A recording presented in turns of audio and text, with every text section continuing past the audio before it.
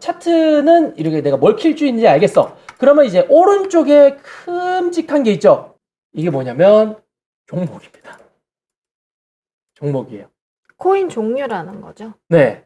종류가 이렇게 많습니다. 종류가 그렇죠. 많은데 여러분들이 무조건 쓰셔야 되는 거는 맨 처음에 한글명 이제 현재가 전일 대비 거래대금이 있는데 이게 정렬 방식이에요. 현재가 기준으로 가격이 높은 걸 보고 싶으면 현재가 누르면 되고 전일 대비 오늘 핫한 종목 보고 싶다 전일 대비 누르시면 오늘 제일 많이 오른 종목이 이렇게 나오고요. 한 번 더 누르면 제일 떨어진 종목도 나오고요. 그리고 거래대금을 누르면 거래대금이 높은 거 한 번 더 누르면 낮은 건데 웬만하면 거래대금이 높은 거 위주로 보시는 걸 추천드리겠습니다. 거래대금이 낮다면 그만큼 리스크가 높고 그리고 매수 매도를 할 때 이제 변동폭이 크다라고 생각하시면 되겠습니다. 그래서 거래대금이 그나마 좀 높은 애들을 추천드리고요. 그리고 종목을 봤을 때 뭐지 이거 디센트럴랜드 뭐지 모르죠? 모르죠. 샌드박스 뭔지 모르죠? 모르죠. 이 종목을 뭔지 몰랐을 때는 여기 보시면 시세라고 지금 체크가 되어 있는데 오른쪽에 정보를 누를 수가 있습니다. 정보를 누르게 되면 코인에 대한 소개를 해줘요. 디센트럴랜드가 뭔지 궁금하다면 디센트럴랜드를 누르시고 정보를 누르게 된다면 디센트럴랜드는 가상 부동산 프로젝트다. 코인으로 만들어진 부동산 코인이다 라고 생각해 주시면 되겠습니다. 그런데 이런 코인 정보를 보는 게 거래할 때 유의미한가요? 유의미하죠? 하지 유의미합니다. 어떤 점에서 유의미하죠? 어떤 점으로 유의하냐면 네. 코인에도 메타라는 게 존재해요. 어떤 메타냐? 예를 들어서 이제 주식 하시는 분들은 잘 아실 거예요. 주식도 테마주가 있죠. 코인도 테마가 있어요.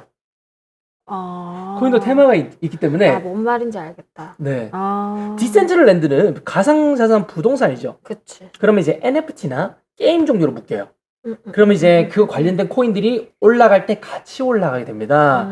즉 거래대금 높은 게 디센트럴랜드랑 샌드박스죠. 이 두 개가 같은 묶음이에요. 샌드박스 네, 샌드박스 한번 들어가 볼게요. 샌드박스도 디지털 유틸리티 토큰이다. 근데 밑에 보시면 NFT 나오죠. 얘도 샌드박스도 게임이거든요. 게임, NFT. 이기 때문에 이 두 개가 지금 현재 거래대금이 많고 지금 많은 사람들이 관심 많은 종목은 이 두 개의 종목이다라고 생각하시면 되겠습니다. 네. 거래 대금이 일단 높아서 현재 핫하다는 말씀이신 거죠? 네, 핫하죠. 그리고 시세도 보시게 되면 이제 일봉으로 보시면 누가 봐도 계속 올라오고 있죠. 엄청 많이 올랐네. 네. 이게 자기 등을 사용해서 보면 얘는 1000% 올랐습니다. 고점 대비 1000%. 진짜 1000%가 말이 돼. 지금 저점 대비 여기까지 하면 630%, 6배. 이게 뭐다? 돈 복사다라고 생각하시면 되겠습니다. 디센트럴랜드 볼게요. 디센트럴랜드도 많이 올랐어요. 얘도 게임 코인이기 때문에 얘도 많이 올랐습니다. 네. 얘는 저점 대비 650%. 그리고 현재가 대비해서는 300%. 3배 올랐습니다. 와. 언제 사면 됐냐? 이게 대부분 오른 날짜도 비슷해요. 왜냐하면 같은 카테고리에 있기 때문에 비슷하게 움직입니다. 얘도 거의 10월 중후반에 움직였죠. 10월 29일, 27일 움직였죠. 이제 디센트럴랜드 들어갈게요. 얘도 10월 26, 27일 이때 같이 움직였어요. 이래서 테마가 존재하는 거고 이래서 코인에 대한 기본적인 정보를 알아야 되고 코인이 얘는 NFT, 얘는 게임 쪽에서 같이 묶여있다 라고 생각하면서 얘네들이 함께 움직일 수도 있다 라고 여러분들이 인지하시게 되면 매매하실 때 훨씬 편하실 겁니다. 그렇겠네요, 정말. 그럼 이제 코인이 떨어지는 것도 좀 알아야겠죠. 그럼 얘는 오를 거는 오는 걸 알겠어. 얘를 같이 묶여져 있으니까. 떨어질 때 왜 이렇게 떨어지는 건 왜 또 같이 떨어질까? 왜 차트가 이렇게 얘는 떨어질 때는 왜 같이 떨어지지? 라고 생각하시면 이것은 이제 비트코인이라는 것을 잘 알아야 됩니다. 비트코인이 이 시장의 중심이에요. 비트코인이 올라가면요. 아무 일 없을 수도 있고 있을 수도 있어요. 그것은 좀 애매해요. 비트코인 올라가는 거에 따라서는. 근데 비트코인이 떨어지면 같이 떨어져요. 진짜 신기한 시장이에요. 비트코인이 오르면 알트코인이 오를 수도 있고 가만히 있을 수도 있어요. 그런데 비트코인이 떨어지면 같이 떨어집니다. 참 애매한 시장이에요. 그만큼 비트코인은 이 시장에 대한 지수이자 지표예요. 비트코인이 불안하면 이 시장 자체가 사기가 되는 거고요. 비트코인이 가격이 올라서 정말 될 것 같고 정말 전 세계 통화가 될 것처럼 미친 듯이 올라가면 모든 코인들도 진짜가 돼버리는 게 코인 시장의 성질이에요. 그렇겠네요. 그러면 비트코인이 보시면 비트코인이 여기 보시면 11월부터 해가지고 쭉 떨어지고 있죠. 11월부터 쭉 떨어졌기 때문에 이 친구들도 보면 11월부터 쭉 떨어져요. 같이 떨어집니다. 이거 말고도 다른 밑에 있는 코인들도 보시면 뭐 폴리곤, 뭐 체인링크 이런 거 눌러보시면 이런 것들도 여기 보시면 11월이죠. 11월부터 지속적으로 떨어졌어요. 이런 거 보시면 비트코인이 가장 중요하고 비트코인이 그나마 가만히 있거나 올라가는 타이밍에 알트코인을 매매하는 게 그나마 안전한 거예요. 비트코인이 떨어지면 무조건 같이 떨어지니까 이거 꼭 참고하시고 매매하시면 될 것 같습니다. 기본적으로 종목에 관련된 정보들은 여러분들이 정보 들어가셔서 확인하셔도 되고 유튜브나 이제 네이버 같은 곳에 검색하셔도 수많은 정보가 있기 때문에 참고하셔서 매매하면 되겠습니다. 코인 탐정을 보면 될 것 같아요. 구독, 좋아요, 알림 설정 눌러주시면 감사하겠습니다. 네. 네. 그러면 기본적인 원화 마켓에 있는 종목에 대해서는 알았어요. 근데 여기도 원화도 있고 BTC도 있고 이거 USDT도 있고. 네. 혹시 이거 어떤 곳인지 혹시 알고 계신가요? USDT는 그 내부에서 사용되는 포인트 개념이라고 알고 있는데. 그거랑은 조금 다릅니다. 지금 USDT는 달러예요. 그러니까. 네, 달러. 근데 업비트는 달러가 출금이 안 돼요.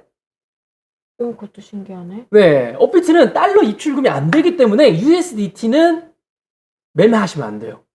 출금이 안 되거든요. 입금 출금 다 제대로 안 먹히기 때문에. 근데 USDT라는 개념이 네, 실제 달러화하고 관련이 있는 개념인 건가요? 네 맞습니다. USDT는 뭐냐면 테더라는 회사가 있어요. 네. 테더라는 회사에서 네. 달러를 입금하면 그거와 똑같은 수량, 1대1 수량의 USDT를 코인으로 줘요. 이런 형식입니다. 나는 실제 돈을 넣으면 이제 USDT라는 코인을 주는 거고 이 코인으로 매매하는 게 코인 시장의 정석입니다. 왜냐하면 옛날에 이거 역사입니다. 자, 역사 하나 들어갈게요. 우리나라의 경우에는 원화 마켓이 성장이 많이 되어 있어요. 당연히 내가 현금을 넣었으니까 현금으로 매매하는 원화 마켓이 형성이 되죠. 근데 해외는 아니에요. 해외는 달러 직접 입금이 잘 안 됐어요. 그래서 대부분 달러 입금으로 매매하는 게 아니라 달러가 코인으로 바뀐 테더, USDT로 대부분 매매했기 때문에 지금 현재 대부분의 코인들은 USDT로 매매하는 게 좀 정석이 되어 있어요. 해외 기준입니다. 국내는 원화 기준으로 하시고요. 해외는 USDT 기준으로 매매하시는 게 맞습니다. 그럼 대부분 예를 들면 그 투자 앱이라든지 뭐 이런 거 보면 코인 관련해서 대부분 내부에서는 USDT를 지표로 쓰더라고요. 그렇죠. 네. 근데 그런 이유는 뭐죠? 달러가 직접 입금이 안 돼서 그래요. 이해가 안 됐다. 네, 다시 한번 설명해 드리면 우리나라는 업비트에다가 아까 원화 마켓 계좌 연동했었죠. 그러면 원화라는 우리나라 현금을 여기 넣으면 돼요. 업비트에다가. 근데 그렇죠. 해외 거래는 바이낸스 혹은 이제 바이비트 그리고 뭐 이런 데에는 달러 직접 입금이 안 된 경우가 많아요. 달러 직접 입금이. 근데 전 세계 1위 거래소인데 달러 직접 입금이 대부분 옛날에 안 됐어요. 지금 조금 되긴 하는데 활성화는 거의 안 됐고요. 달러 직접 입금이 안 됐기 때문에 옛날에는 달러를 코인으로 바꾼 USDT를 대부분 사용했기 때문에 이 문화가 굳어져 있다라고 생각하시면 되겠습니다. 그냥 뭐 하나의 그냥 정말로 지표인 거네요. 왜냐면 그 지금 제가 알고 있는 어떤 그 거래를 하는 앱이라든지 이런 걸 보면 USDT라는 걸 포인트라고 해서 주고 실제로는 그걸 코인으로 바꿔서 업비트나 이런 데서 다 거래를 하거든요. 네네. 그러면 업비트라든지 이런 데는 다 한화로 거래가 되는데 USDT라는 개념을 굳이 쓸 필요가 없는데 걔네가 쓰고 있다는 거 아닌가? 어떤 어플에서 그런 건가요? 그냥 뭐 스테이킹 같은 걸 하면 다 USDT로 표시가 되더라고요. 그 이유는 이제 해외 고객들도 많기 때문에 대부분 이제 USDT로 쓴다라고 생각하시면 되겠습니다. 국내 투자자만 존재하겠습니다. 어플이 잘못된대요. 그러니까 그게 약간 관행처럼 이렇게 쓰는 개념 아닐까요? 네, 맞아요. 그렇다고 하면? 네, 그래서 제가 아까 역사라고 말씀드렸잖아요. 네, 그러니까. 네. 그러니까 실제로 얘네를 뭐 USDT라는 개념 자체가 뭐 달러로 거래를 못해서 그런 게 아니라 걔네는 그냥 어쨌든 USDT라는 개념 자체를 그냥 거기다가 관행처럼 붙이는 거. 네, 맞습니다. 그렇게 이해를 했어요. 네, 맞아요. 그냥 관행이에요. 네. 역사니까. 그러니까 여기까지 알겠습니다. 여기도 그냥 역사처럼 들어가 있는 거예요. 자, 그래서 여러분들 USDT는 거래량이 없기 때문에 사용을 하시면 안 됩니다. 들어가시면 누가 봐도 거래량도 없고요. 호가창도 많이 비워져 있습니다. 근데 이게 왜 움직이냐? 그냥 컴퓨터로 그냥 움직인다라고 생각하시면 되겠습니다. 진짜 대부분의 큰 컴퓨터. 의미가 없는 것 같아요. 네, USDT 는. 가격이 맞춰준다라고 생각하시면 되겠습니다. 여기 쓰시면 안 돼요. 네. 절대로 USDT 마켓, 업비트에서 USDT 마켓은 절대로 사용하시면 안 되고요. 그러면 사용하시는 거래소는 이제 BTC랑 원화 있습니다. 그러면 이제 BTC 마켓은 뭐냐? 원화 마켓으로 넘어가지 못하는 조금 아류라고 생각하시면 되겠습니다. 원화 마켓에 넘어가려면 조금 더 안정성이 있고 업비트에 인증을 받아야 되는데 그런 부분에 대해서 안정성이 조금 더 판명나지 않은 친구들이 BTC에만 상장되어 있다라고 생각하면 되겠습니다. 아, 상장을 하는 게 원화 마켓에 상장하는 거랑 BTC 마켓에 상장하는 게 다른가요? 맞습니다. 따로예요. 신규 코인이 상장되더라도 안정성이 낮거나 신뢰도가 낮으면 원화 마켓은 상장을 못 하고요. BTC 마켓에만 상장이 되는 거예요. 아, 그거는 거래소 내부 기준이 있는 건가요? 네, 거래소 내부 기준이에요. 그래서 이제 BTC 마켓에서 안정성이 좀 괜찮아지고 BTC 마켓에서도 오래 매매가 되다 보면 원화 마켓으로 넘어오는 경우도 많아요. 네, 그런 거를 위해서 투자하시는 분들이 많아요. BTC 마켓에 있다가 원화 마켓으로 넘어가게 되면 상장 펌핑이라는 게 있기 때문에 그 상장 펌핑을 노려서 BTC 마켓에서만 매매하시는 분들도 존재합니다. 아, 상장 펌핑이라는 게 생겨요? BTC에서 원화로 넘어가면? 네, 생깁니다. 그것도 생기고 아마 생기게 되면 그 시장에 따라서 다르는데 많이 오르면 10배도 올라요. 적게 오르면 30% 이상 올라요. 그러니까 사람들이 뭐 아니면 도 개념으로 투자하시는 분들, 투자해놓고 가만히 기다리시는 분들도 충분히 많다라고 생각하시면 되겠습니다. 네. 신기하네. 그러면 여러분들이 원화 마켓, BTC 마켓의 성질을 알겠죠? 원화 마켓은 그나마 안정적인, 맞아요. 인증된 친구들이 들어가 있다라고 생각하시면 되고요. BTC는 조금 더 불안정하다. 조금 더 이제 리스크 있는 친구들이 많다라고 생각하시면 되겠습니다. 그러면 얘네가 BTC 마켓에 상장이 됐다가 없어질 가능성이 더 높아지는 건가요? 네, 없어질 갑자기? 때도 있어요. 네. 상장 폐지도 존재합니다.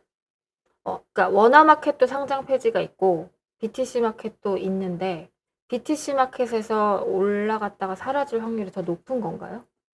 그건 아닌가요? 그거는 시장의 상황에 따라서 다르기 때문에 확실하게 말씀드리긴 어렵네요. 아니, 리스크가 크다고 말씀을 하셔서. 네. 그 부분에 대해서 설명해 드린다면, 이제 만약에 원화 마켓과 BTC 마켓 둘 다 상장되어 있으면 한 번에 없어지는 경우도 있지만, 원화 마켓에서는 없어지지만 BTC 마켓에서는 남아있는 경우가 있어요. 그래서 한번 원화 마켓 상장되어 있는 친구는 바로 이제 업비트에서 없어지는 게 아니라 BTC에 남아있을 수도 있습니다. 이게 어떤 거냐면, 페이코인입니다. 페이코인 경우에는 원화 마켓에서는 상장 폐지당했어요. 하지만 BTC에는 살아 있습니다. 이런 것처럼 원화 마켓 코인은 한번 생존권이 있을 수도 있는데 BTC 마켓에만 상장되어 있는 코인은 그냥 바로 없어지는 거예요. 바로 업비트에서 없어져요. 그러면 아까 말씀하신 그 페이코인 같은 경우에는 왜 BTC에만 남아 있을까요? 업비트 마음이에요. 그건 업비트 마음이에요? 업비트 마음이에요. 이게 최고 리스크예요. 코인의 최고 리스크. 거래소 지들 마음대로다. 근데 만약에 궁금한 건 원화 마켓하고 BTC 마켓하고 둘 다 상장을 했는데 원화 마켓에서 사라지고 BTC에만 남았다고 하면 이 코인은 가치가 있어요? 가치가 있죠? 네, 가치가 있어요. 투자할 가치가 있을까요? 투자할 가치. 그러니까, 투자할 가치는 있습니다. 왜냐면 가격이 다시 오를 가능성을 배제할 수 없다? 네. 왜냐면 아까 말씀드린 페이코인을 기준으로 말씀드릴게요. 네. 페이코인을 보시면 원화 마켓 상장 폐지를 당하고 나서 가격이 엄청나게 떨어져요. 그렇겠죠. 이때 엄청나게 떨어졌어요, 실제로. 그다음에 저점 대비해서 154%. 저점 대비해서 고점까지 300%. 3배 올랐습니다. 그럼 BTC 마켓 넘어가더라도 가격이 미친 듯이 오를 수가 있는 거예요, 몇 배씩. 신기하네요. 네. 그래서 BTC 마켓에 있다고 쓰레기는 아닌 거예요. 투자할 가치는 있지만 리스크가 높을 뿐. 리스크가 높은 만큼 위험성만 있다. 그렇다고 얘네들이 투자를 전혀 하지 말아야 될 존재까지는 아니다. 이 부분은 이제 본인의 성향에 따라서 다른 거예요. 와, 근데 되게 신기하다. 엄청나게 오르죠. 네. 기본입니다. 엄청나게 많이 올라요. 근데 그 이유는 모르죠. 왜 오르는지. 뭐 호재나 이런 것들로 오르는데 대부분 코인 시장은 아시다시피 아, 네. 이유 없이 오르고 이유 없이 떨어집니다. 맞아. 진짜 이거 우리가 말하고도 좀 그런데 그렇다. 네. 그렇긴 한데 이유 없이 올라요. 맞아. 네. 그래서 문제가 많은 거죠. 그렇죠. 이유 없이 이만큼 올라놓고 이쯤에서 거의 많이 올라놓고 호재 한번 나오고 한 번 더 쭉 올라가는 게 코인 시장의 성질이에요. 아까 말씀드렸던 이제 비트코인이 올라가면 알트코인이 오를 수도 있고 가만히 있을 수도 있고 이런 것처럼 비트코인에 따라서 막 움직이는 것만큼 이 친구들도 비트코인의 영향도 많이 받고 이유 없이 오를 때도 있고 그다음에 호재에 대한 영향으로도 한 번씩 올릴 때도 있는 참 기준이 없는 시장이다라고 생각하시면 될 것 근데 같아요. 이런데 진짜 이런 정말 페이코인 같은데 투자하는 건 정말 도박이겠다. 완전 도박이죠. 응. 그러니까 도박이라고 느낄 만큼 리스크가 높다라고 생각하시면 되겠습니다. 진짜 그렇겠네요. 네. 그리고 뭐 GX 체인 이런 것도 BTC 마켓에 있죠. 이런 것들도 사람들이 많이 노려요. 호재 하나 뜨면 이렇게 800%씩 오르니까요. 와. 8배 오르잖아요. 사람들 도박하러 들어가요. 그만큼 BTC 마켓은 리스크가 많이 높습니다. 올라가는 게 단 이틀 만에 올라간 거예요. 일봉이죠. 하나, 두 개. 2일 만에 올라간 거예요. 2일 만에 8배. 엄청나죠. 네. 네, 이렇게 생각하시면 되겠습니다. 자, 그 다음에는 이제 원화마켓과 BTC 마켓을 알아냈는데, 그러면 내가 이 중에서 밑에 정면 부분 알았죠? 우측 부분 알았죠? 밑에 부분 모르잖아요. 이 부분 모르죠. 이 부분 설명드리면 여러분들이 간단하게 업비트에서 뭐 쓰실 수 있는지 이제 아실 수가 있을 겁니다. 자, 보시면 이거 호가창이에요. 호가창이라는 건 사람들이 이 가격에 팔고 싶어요, 이 가격에 사고 싶어요 라고 표현해주는 이제 호가창인데요. 경매네, 경매. 경매죠, 맞아요.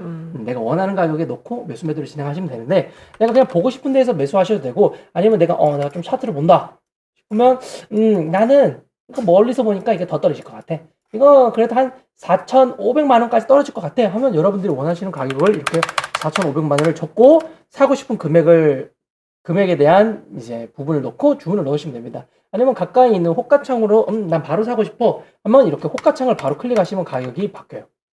호가창 가격이 바뀌고요. 그리고 주문 수량과 주문 총액이 있는데요. 주문 수량으로 계산하시기는 힘들 거예요. 내가 돈이 100만 원 있는데 5,200만 원 기준에서 100만 원이 되려면 몇 개가 필요한 거예요? 이렇게 계산 못하죠. 계산 못해요. 그래서 그냥 주문 총액에 여러분들이 100만 원 사고 싶으면 주문 총액으로 100만 원 찍으시면 알아서 계산이 됩니다. 이 상태에서 그냥 매수 누르시면 돼요. 진짜 무조건 주문 총액이어야겠네. 그렇죠. 네. 아니면 내가 만약에 100만 원을 가지고 있는데 이 중에서 50%만 쓰고 싶다. 50% 누르시면 자동으로 50% 들어가지고 매수 진행할 수가 있어요. 매도도 동일합니다. 매도도 이제 내가 가지고 있는 코인의 개수만큼 이제 매도가 되니까 이제 주문 수량으로 원하신다면 이제 원하시는 수량 넣으시면 되시고, 내가 100만 원어치만 팔고 싶어? 똑같이 100만 원 집어넣고 매도 넣으시면 됩니다. 그러면 이제 지정가 주문 알겠죠? 네. 시장가 주문이라는 게 있습니다. 시장가 주문은 뭐냐면 여기 경매처럼 똑같이 호가창이 걸려져 있죠. 여기에 있는 걸 가격에 상관없이 지금 걸어져 있는 거 다 사겠다는 거예요. 사람들이 나 팔 거예요 라고 올린 거 다 사는 거. 내가 살 거예요 라고 올린 곳에 다 파는 게 시장가 주문입니다. 내가 만약에 100만 원어치를 사고 싶다 라고 하면 여기에 걸려져 있는 것 중에서 딱 100만 원어치만 사지고 멈추는 거예요. 가격에 상관없이 라고 생각하는 게 이제 시장가라고 생각하시면 되겠습니다. 그리고 이제 예약 지정가라는 게 있는데요. 예약 지정가는 조금 어려운 개념이에요. 예약 지정가는 내가 감시 가격이라는 게 있는데, 감시 가격이라는 것은 세팅을 하면 그 가격이 됐을 때 밑에 주문, 지정가 주문을 하는 거예요. 자동으로 거래가 돼요? 네, 세팅하면. 자, 여기 나누겠습니다. 위에는 예약가예요.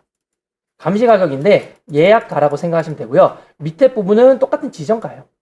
지정가. 그러면 이렇게 생각하시면 됩니다. 내가 비트코인이 떨어질 것 같아. 떨어질 때 내가 사고 싶어 라고 하면, 만약에 지금 5,200만 원이죠? 그럼 감시 가격을 5천만 원에 넣는 거예요. 5천만 원이 됐을 때 이제 주문을 넣는 거예요. 5천만 원이 됐을 때 5천만 원이 됐을 때 4,900만 원에 난 매수를 넣고 싶어 라고 하면 이렇게 주문을 넣으시면 되고요. 왜냐면 5천만 원이 되었을 때 이제 5천만 원까지 떨어졌을 때 내가 바로 5천만 원에 사고 싶어 하면 그냥 5천만 원 이렇게 걸어놓고 매수 넣으시면 됩니다. 기능이 많은데 매수 부분에 대해서는 조금 애매하고 매도 부분에서 다들 많이 쓰실 거예요. 코인을 들고 있을 때 다들 사용하실 겁니다.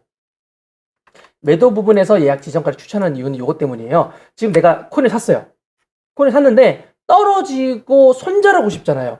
손절할 때 대부분 씁니다. 5천만 원까지 떨어지게 되면 손절하고 싶어. 그러면 5천만 원에 예약을 걸어요. 5천만 원에 예약을 걸고 5천만 원일 때 얼마에 팔고 싶냐? 바로 4,980만 원. 80만 원에 매도를 넣어버리겠다 하면 바로 매도가 쭉 되는 거예요. 손절하는 개념이다 라고 생각하시면 되겠습니다. 손절 기능으로 이렇게 쓰시면 돼요.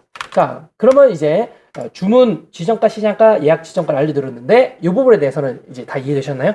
네, 그러니까 이게 예약 지정을 해놓으면 아까 그 가격에 자동으로 이렇게 올라간다는 말씀이신 거죠? 내가 예약한 가격이 되면 네. 내가 넣은 주문이 들어간다는 거예요. 그러니까. 그때 자동으로 주문이 들어가요. 그러니까 뭐 어쨌든 거래가 되는, 그러니까 실제로 팔리고 안 팔리고는 모르지만 네, 거래소에 올라간다는 개념인 네, 거죠? 주문이 들어간다는 거예요. 그러니까. 네, 주문이 들어가요. 그 주문이 들어가면 어디에 있냐? 거래 내역을 들어가면 내가 아까 그런 주문을 넣었을 때 체결이 되지 않은 주문에 하고 남아있을 겁니다. 체결된 주문에 또 그건 정말로 체결이 되면 네, 넘어갈 거예요. 이렇게 사용하시면 됩니다. 아, 네. 이해했어요. 네, 그렇게 쓰시면 되고요. 이제 간편 주문은 여러분들이 이제 키보드로 주문을 넣고 뺄 수가 있는 거예요. 키보드로 여기 보시면 Alt 1 누르면 시장가 전액 매수, Alt 2 누르면 시장가 전액 매도라고 완전 초단타 짧게 치고 넣고 빼고 하시는 분들이 이런 버튼을 누르시게 되면 막 버튼을 막 팍팍팍팍 누르게 되면 막 쓸 수 있는 겁니다. 여기 보시면 지정가 전액 매수, 팍팍 일반 주문 취소, Alt 5번 이런 거 누르는 거예요. 그러니까 이게 코인 같은 경우는 진짜 단시간에 가격 변동이 심하니까 네네. 이런 게 있는 건가요? 네. 그러니까 단타 하시는 분들이 빨리빨리 이거 언제 여기다 숫자 넣고 해. 그럴 시간에 키보드로 한 번에 해줘 하라고 할 때 이렇게 간편 주문을 넣으신다 라고 생각하시면 그럼 되겠습니다. 일반인들은 이런 걸 거의 쓸 일은 없네요. 그쵸? 네. 일반인. 저 같은 애들이 뭐 이걸 쓰겠어요. 아유, 나중에 고수되면 쓰실 겁니다. 고수돼서 나도 한번 도박 한번 해볼래 할 때 쓰실 거예요. 일 안 하고? 네, 전업 투자할 때 다들 그렇게 하십니다. 알겠습니다. 네. 자, 그러면 요것으로 간단하게 여러분들이 업비트에서 사용할 수 있는 방법 알려드렸고요. 이 부분 이제 여러분들이 아시게 되면 편안하게 매매할 수 있으니까 이 부분 참고하시고 다들 편안하게 매매하시면 될 것 같습니다. 와, 정말 많이 도움됐어요. 네. 네. 그럼 이제 기본적인 거 매매하는 방법은 이제 참고하시면 될 것 같고요. 네, 진짜. 다음에는 이제 위에 있는 아직 건들지 않은 버튼이 많아요. 입출금, 투자 내역, 코인 동약, NFT 이런 것들도 조금 이따가 하나하나 또 설명해 드릴게요. NFT 마켓은 따로 업비트에서 만들어져 있는 건 거죠? 네, 맞습니다. 네, 그러면 다음 시간에 하나하나 알려드릴게요.